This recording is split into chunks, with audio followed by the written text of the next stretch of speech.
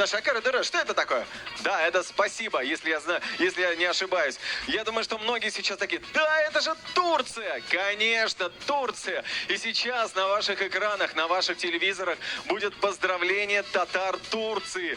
Город Эскишехир. Я вот даже думаю, может быть, если это перевести на татарский, это будет Искешахар, старый город. Но давайте мы погуглим, как говорится. Но все-таки очень приятно, что сейчас нас поздравляет именно из этого города. Поздравляет Ферхат Акташ. Пожалуйста.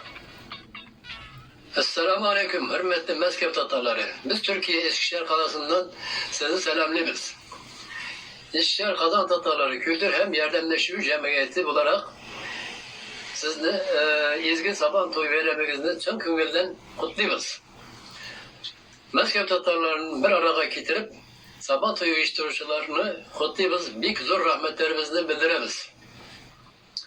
Şu ayda ezgi Kazanımızdan 100 yıllık Jubileyinden kutluyoruz. Mengi yaşa Kazan, mengi yaşa Tataristan. Benim de eğitisi sözlerim var idi. Tatarca bizni unutmağız. Bizning tilimiz büyük izgi til. Bizning dev babalarımız, evilerimiz 130 yıl ilik Türkiye'ye kelgenler.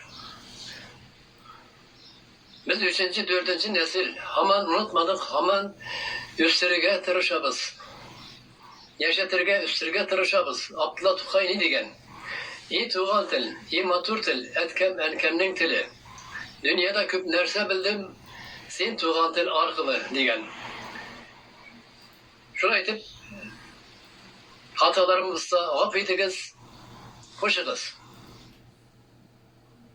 Ассалям, валейкум ассалям ва рахматуллахи ва баракатух, уважаемый Ферхат Афенде. Бигзур Рахман Сизге, спасибо вам большое. Передавайте